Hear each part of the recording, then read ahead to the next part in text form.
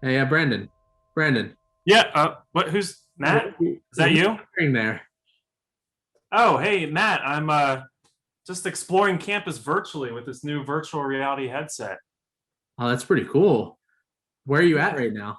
Well, right now I am on McGill Walk, looking at Parish Hall, and it's pretty cool because you can see the snowstorm. All the snow that we had recently. So for those of you who are off campus and are missing that, definitely check out the virtual tour. We'll put a link to that in the show notes here. But yeah, pretty cool how we can explore campus from anywhere in the world. You don't need one of these virtual reality headsets, but it does kind of make it really feel like you're here on campus. So definitely worth giving it a shot sometime. Yeah, it looks really cool. I mean, I've seen the virtual tour just from my laptop, so it's been great to check it out through there. I can't imagine what it looks like when with the virtual reality headset. Yeah, it does. It does get a little weird. You're like, oh wow, like am I actually here on campus? But it is pretty cool, and it's just all sorts of different features. We added some new scenes with the snow, like I said, new shots of the amphitheater, and different parts of campus. So definitely something to check out if you're missing campus or you've never visited before. Try out the virtual tour. But anyway, this is the start of our podcast. That's what we're here to record. I'm Brandon Hodnett. And I'm Matt Judge. So, Matt, speaking of other things on campus, we recently got an email about the new update to the Dining and Community Commons project. Sharple's dining area is being renovated and completely rebuilt. Um, I know you haven't had the chance to have a meal there yet, but this is exciting news for students. It definitely is. I mean, the project blueprints look great. It's definitely going to expand Sharple's dining. I saw a grab and go section, which is going to be fantastic because I know the students spend a lot of time studying. They spend a lot of time just out and about in the green space too. So if they're able to grab those meals and go sit on the lawn, it's fantastic. But this project looks like it's going to be getting ready to roll. I think there is an update coming Wednesday, March 3rd, correct? Yeah, Wednesday, March 3rd, you can sign up to listen in on the Zoom call. There's an update from the committee, and that's from 3:30 to 4:30. And so they're gonna give a lot more details than we could offer, but I'm sure I'll be checking that out, sitting in on that update. But looks like steel framing is about to begin in March.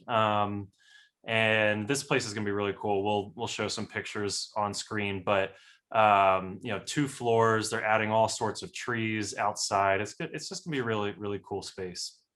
And I think the one thing that I saw in some of the pictures was the amount of windows. Hmm. It's just going to make everything look beautiful. You can see the outside, you can see all the green space. You can just see everything from wherever you're sitting in the new Sharples expansion. So Matt, we have the update from Sharples. Let's get into our discussion about sports here. And the last time we were talking on this podcast, we were discussing Swarthmore goats. We covered a lot of ground in the last podcast, covering all the spring sports, but we couldn't get it all done in one conversation. So we are revisiting that conversation. There's no award, there's no trophy given out for this. It's just fun, Mhm. sports talk show talk. Um, getting into the reminiscing about some of these athletes and their accomplishments, and so we want to continue that conversation today with the winter sports. And we did cover track and field last time. I know track and field also competes in the winter and indoor, but we kind of lumped that all together in our spring goats conversation. So if you're wondering why we're not talking about them here, that's why. But so that brings us to the winter goats conversation. Mhm. And Matt, did you have a hard time coming up with names for this one? I definitely did. There's a ton of student athletes out there that obviously compete in all these different sports. The rich history of men's basketball, women's basketball, We have the swimming history that is just astonishing. And we also have badminton that goes very far back. The first name that we came up with for badminton is Gloria Evans. Evans was undefeated until the championship match her senior year. That's what we could find in our records. And there were multiple undefeated regular seasons for the teams. So that's something that I came across for badminton. How about yourself?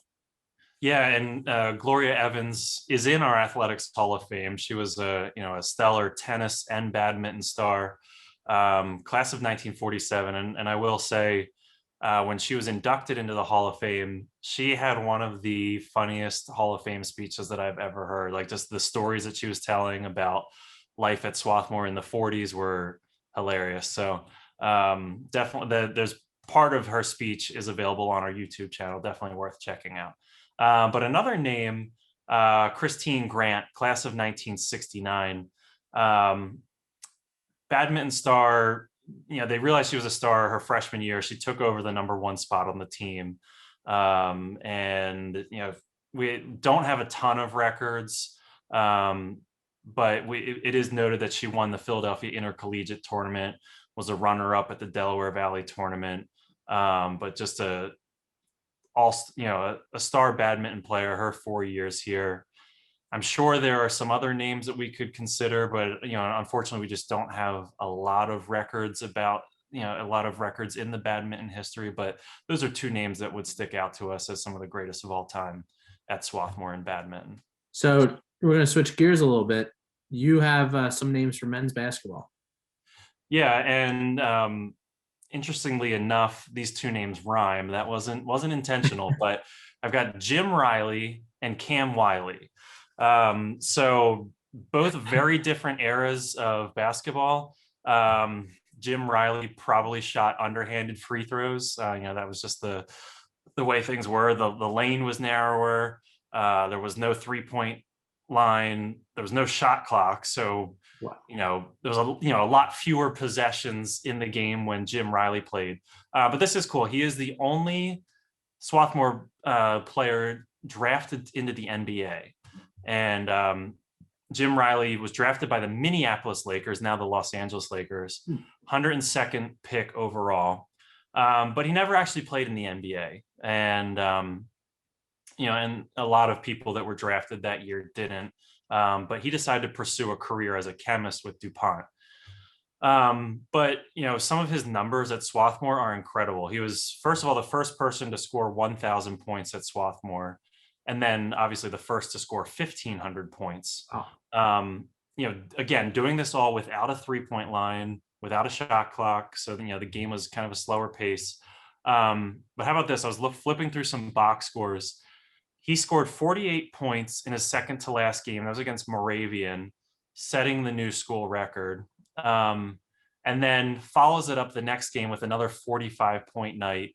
And that was his last collegiate game. So, dropping 93 points his last 2 games in college at Swarthmore, pretty impressive. It's very impressive because you can see Joel Embiid drops 40 a night sometimes. And that's a big night for him. So right. Doing it without a 3-point line or a shot clock. Yeah. And I think it's interesting. We're still working on compiling single game records for basketball. But as far as I know, at least as long as Swarthmore has been in the Centennial Conference, no one has scored 40 points in a game from Swarthmore.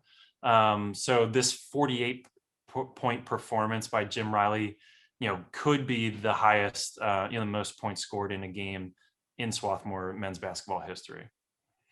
Yeah, that's just impressive. I mean, scoring 45, 48 points in 2 games is amazing.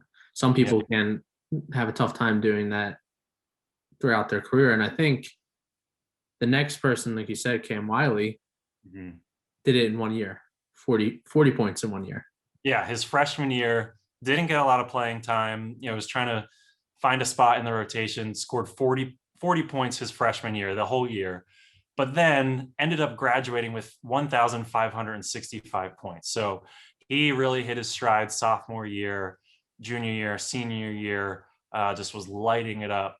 And the reason I think he should be considered as one of the greatest of all time in Swarthmore men's basketball history is he was the first team All-American in program history. He helped lead Swarthmore to the NCAA championship game in 2019, and that was such an incredible run. But he was just unstoppable out there on the court. Had a crazy spin move, could knock it down from three. Just all around player. Set this program single season records for most points and assists in a year. So I would say Cam Wiley, class of 2019, and Jim Reilly, class of 1950, would be my considerations for the GOATs for men's basketball. Yeah, I think those are great athletes that stand out definitely over. I mean, men's basketball has been around for a long time, and just seeing how the different games have played from when Jim played it, and how it changed to when Cam played it. Yeah. So we'll switch over gears to women's basketball. I have 4 names here. 3 of them are All-Americans. There's Heather Kyle, a 2002 first team All-American. Kyle is the all-time leader in points with 1,965 points. Free throws made, 557. And 7th in assist with 218. She's a member of the Garnet Hall of Fame. And I'll move over to Catherine Stockbauer, 3-time honorable mention All-American, 2009, 2010, and 2011. The all-time leader in rebounds with 1,335, 2nd in free throw attempts with 594, and 4th in points with 1,677. Stockbauer is also is 5th with blocks with 102. Another 3-time All-American is Katie Robinson. Honorable mention in 2002 and 2003, first team in 2004, and is the all-time steals leader with 420. She is ranked 3rd with points, 1,682, and is also a member of the Garnet Hall of Fame. Switch it up a little bit. And Michelle Fowler played before the 3-point line in women's basketball and still scored 1,738 points, a school record that stood until 2002. She's the record holder for field goals with 755, 5th all-time in steals with 209, and 10th in free throws made, 228. Like you said, with Jim and Cam, they're all different players. I mean, Kyle and Robinson played together. They overlapped a little bit, so it was good to see how they complemented each other on the court. But then you look at Michelle Fowler, who didn't have a 3-point line and was the all-time leader in points for the Garnet until 2002. Yeah, it's crazy to me, just how much the game has changed since the 3-point line was added. But to be able to still score that many points when, without there being a 3-point line there, defenses, they can just collapse in the middle and everything, and there's nothing to do to spread out those defenses. So I'm always amazed at how much people were able to score back then, taking long 2-pointers or getting to the hoop. So, and it's just amazing to see that the record stood until 2002. Yeah. So it just shows how much of a dominant player Fowler was during her time at Swarthmore. Definitely. Yeah, Matt, those are 4 really good names for the GOATs of women's basketball. For swimming, there was one name that really stood out to me, and I'm sure as soon as we're done recording this that another name is going to pop into my head. But Jeff Seh, I think far and away just kind of stands out. We posted about him in a Records in Focus post recently, and I did use the GOAT emoji on there. So he already has been proclaimed the GOAT of and a lot of people agreed with you on that too. Yeah. So, 6 individual records that he still holds. Jeff said, class of 2019. A member of 3 relay record holding teams. He set the Centennial Conference record in the 200 IM. Was named an All-American as a member of relay teams, and helped Swarthmore win 2 Centennial Conference championships. And in 2019, when they won the championship, he was named the outstanding performer of the meet. And, he won 5 gold medals and 2 silver medals while he did that. So just a really dominant swimmer. I forget the number of player of the week awards he won in 2019, but it was like 7 or 8 or something. It was crazy. It was just like every week, Jeff said, swimmer of the week in the Centennial Conference. So he's someone that sticks out to me. Women's swimming. We have a couple women swimmers in the Garnet Athletics Hall of Fame. And so, 2 of those names, Jackie Heinemann and Skye Fulkerson, stick out. Jackie Heinemann, actually Swarthmore's first woman to be named an All-American. That was back in 1978. And, she did this while competing in the AIAW, pre-NCAA for women's sports. And back then they just, lumped all the schools together. So she's getting these All-American honors while competing against what would now be Division I schools and stuff. So, and then Skye Fulkerson, 6-time All-American, 6-time Centennial Conference champion. And this is pretty crazy. Her record in the 100 breaststroke, it stood from 1996 till 2019. It was finally broken. So that was, a really long-standing record. And then, another name that could be considered, Ann Miller.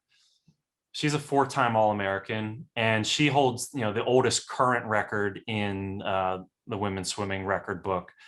And that time of 2 minutes and 2 seconds in the 200 fly still stands today as a record. So, and, these we're really in a golden era of swimming here at Swarthmore. And so a lot of these records have been broken in the last couple years, but Ann Miller's record, I believe since 2008, still stands. So pretty impressive. Those names definitely stand out. I mean, just looking at their resumes makes them the GOAT of Swarthmore swimming. Yeah. Well, I know we, like we said last time, I'm sure there's names we missed. I'm sure you could make arguments for other players, and we'd love to hear that in the feedback. But for now, we're going to move on from the GOAT conversation. We'll come back hopefully in 2 weeks when we record another episode and talk about the GOATs from the fall sports. But for now, we're going to take a minute to watch the Garnet Healthy Mind Minute presented by Josh Ello, alcohol and other drugs counselor and educator. Hello, Swarthmore students. My name is Joshua Ello, and I'm the alcohol and other drug counselor and educator. One of the changes that we're seeing across the nation is an uptick in drug and alcohol consumption. So it's critical to recognize how drug and alcohol use may impact your decision-making in relation to these COVID expectations. So the NCAA and NAMI are provided 8 daily strategies that you can practice to help build a sense of well-being during this time. They include space, creating a dedicated work environment, routine, think about scheduling and meals, mini breaks, activity, be sure to include exercise, mindfulness, and forms of expression or creativity. Think about time and energy management, and that's about practicing structure, and be self-compassion if we don't meet deadlines. Think about accessibility to teammates, friends, or loved ones, FaceTime and connectivity, which is all about social engagement, resources from daily necessities to emergencies, and finally, support. Feel free to reach out as needed. Thank you, Josh, for that Garnet Healthy Mind Minute. Now we're going to move on to an interesting fact. During our archiving project, we're finding different things that we find interesting that we've never heard of. Right now, we're going to talk about 2 things or a handful of things that we've seen so far. Do you want to start us off, Brandon? Sure, Matt. So, we had last time we were talking, we talked about obscure box scores. And, for me, I think these 2 things would be history's mysteries that we're, trying to figure out. So one of the things that we posted on our social media was a picture from late 1890s of the Swarthmore Volunteers. And this was found in a scrapbook from the library. And what's interesting about this team was it was an all-black football team from the 1890s. But Swarthmore, the first black varsity athlete, wasn't at Swarthmore until 1943 or until the 1940s. So we're not totally sure who these Swarthmore Volunteers were. If they were just locals that were playing against the Swarthmore football team, or what. So we are trying to find more information about them. But we found this really good photo of this group of guys from the 1890s. So we'd love it if anyone has any more information about it, to give us an update on that. But the other other mystery that hopefully hasn't been lost to history. Matt, we've talked about this, the fact that there was a World War II cargo ship named after Swarthmore College. Pretty cool, right? Definitely. Yeah.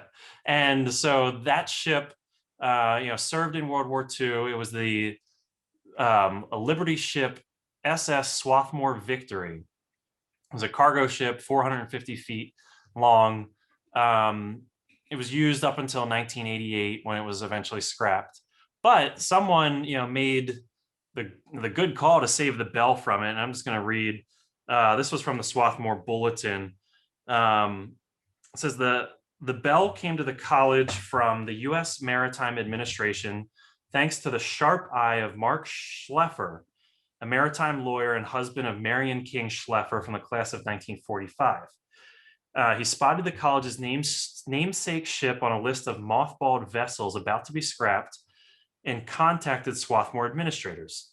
The bell was buffed to restore its brass, a set of wheels was built to make it mobile, and now it is used to signal a college victory in all intercollegiate sports. That's pretty cool. So yeah, the cool thing, this was from 1990 Swarthmore Bulletin. But I don't know when the last time that bell has been seen, where it's at, if it's somewhere in the field house, or if someone took it home with them. I don't know. But I just thought it would be really cool if we could, bring that back, find that bell. So if you know anything about the whereabouts of the bell from the SS Swarthmore Victory, let us know in the comments.